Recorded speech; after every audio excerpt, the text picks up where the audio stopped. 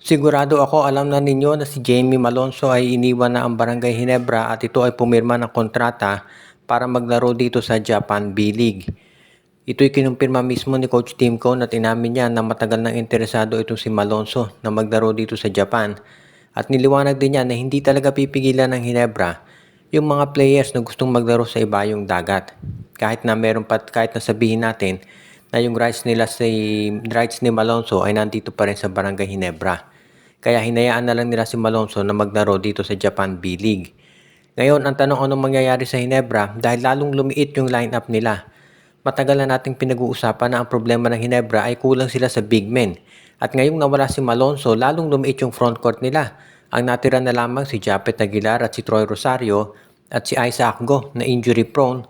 At alam natin na undersized o maliit itong sila Ralph Koo at Jason David para maging power forward. So sa ngayon, ang Barangay Ginebra ay tumitingin sa posibilidad na gumawa ng trade para makakuha ng isang power forward o kaya isang wingman.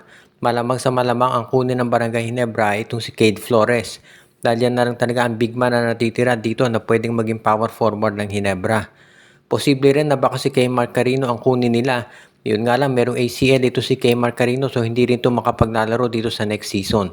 So malamang ito si Cade Flores o kaya si Joshua Monson ang kukunin ng Barangay Ginebra.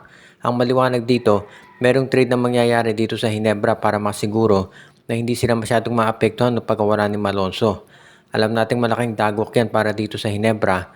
Dahil, of course, hindi na sa Ginebra, maski na sa SMC dahil lang itong si William Navarro kung matatandaan natin, kailan lang pumirma ng kontrata dito naman sa South Korea at itong si Xavier Lucero naman gustong makuha ng iba pang Japanese ball clubs. Kaya medyo problemado ngayon itong SMC pagdating sa kanilang mga talents. Samantala naman itong San Miguel Beer ayon dito sa mga reports na lumalabas ay susubukan daw na kumuha ng isang eksplosibong import para dito sa next season. At ang balak daw nilang kunin ay ito si Lance Stephenson para pantapat dito kay Justin Brownlee at dito kay Ronde Hollis Jefferson. So ang gustong mangyari daw ng San Miguel, siguraduhin na hindi na nila magiging problema yung import nila. Ang balita nga ito si Chris Macaulay ang kukunin nila dito sa Commissioner's Cup at dito naman sa Governor's Cup baka ito si Lance Stephenson. So ibig sabihin, seryoso talaga itong San Miguel Beer dito sa gagawin nila na pag-build up para doon sa binabalak nilang Grand Slam next season. Samantala naman, hindi natatapos dyan itong San Miguel Beer dahil sigurado na meron din silang mga binabalak na trades ngayon dahil asahan natin na magkakaroon ng major movements dito sa SMC. Dahil nga nawala itong si Jamie Malonzo dito sa Barangay Ginebra, sigurado na magkakaroon ng mga trades dyan involving Northport at Terra Firma at baka madamay itong SMC dyan. So malamang yung number 1 pick ng Terra Firma ibibigay na yan sa Barangay Ginebra dahil sila nangangailangan ngayon ng isang big man. Kaya dito natin makikita kung ano naman ang magiging plano para sa San Miguel. Dahil ang alam natin dati, yung first round draft pick ng Terra Firma sa San Miguel dapat yan. Dahil last year binigay dito sa Ginebra. Nakuha nga nila si RJ Abarientos. Tignan natin kung ganyan pa rin ang mangyayari dahil nga nawala na itong si Jamie Malonzo dito sa lineup ng Barangay Ginebra. Pero sigurado na magkakaroon ng sabihin nating major challenges ang SMB ngayon dahil kinakailangan nilang gumawa ng paraan para unang-una makakuha nga ng quality import, pangalawa ma-ensure na yung mga players nila ay hindi kukuhanin nitong mga nasa Japan B-League at iba pang liga. Ang susunod naman nating report, itong Magnolia Chicken Templados daw ay nagpe-prepare na para masiguro na mabibigyan nila itong si Xavier Lucero ng kontrata na ma-ensure na siya hindi aalis at hindi pupuntang Japan. Dahil sa ngayon, ang balita mukhang itong Japan, Korea, Taiwan ang naniniguro na magiging sa kanila yung mga top players nitong PBA. Ang lumalabas ngayon, sabi nga nitong si Snow Badwa ay parang ginagawang farm league nitong Korea, Japan at Taiwan, itong PBA. Kinukuha yung mga top players nila at hindi na nakapagtataka. Sabi nga kung pinapayagan nitong PBA yung mga farm teams, parang ganyan din daw ang nangyayari dito sa kanilang lineup. Kaya ang mukhang nangyayari ngayon, itong PBA naman yan ang ginagawang farm league nitong malalaking liga dito sa Asia.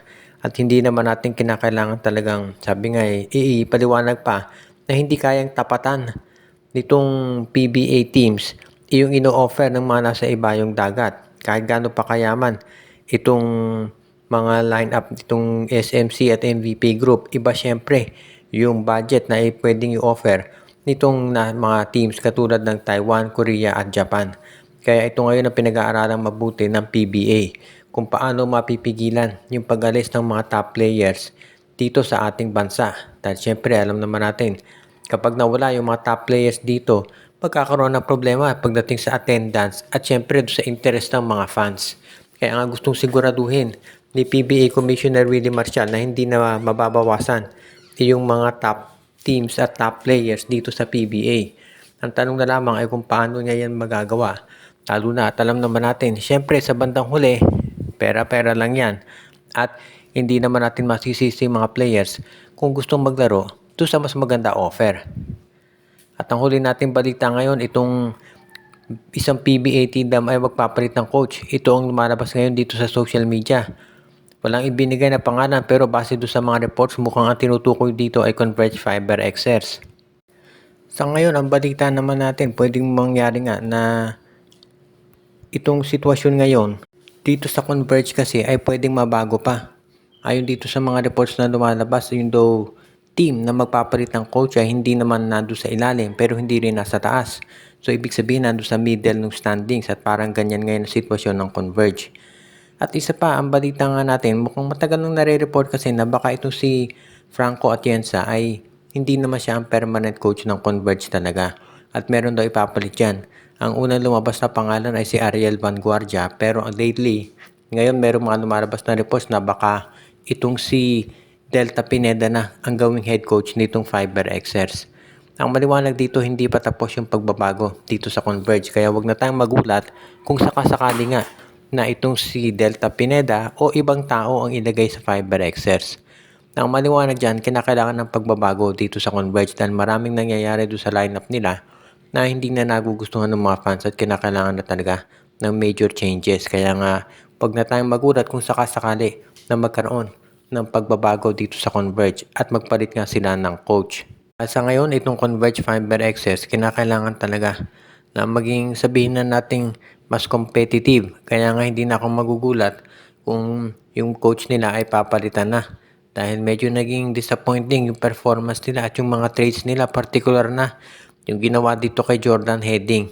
Kaya nga hindi na ako magugulat kung sakasakali na itong Converge Fiber XS talaga ay magkaroon ng rebuilding o kaya naman ay magkaroon ng tinatawag na revamp. Binabati muna natin ang ating mga taga-subaybay katulad ni RG Bueno at Dalina family, Joshua Giray Espejo at Rosales family, pati na si Anthony Alon, si Michael D.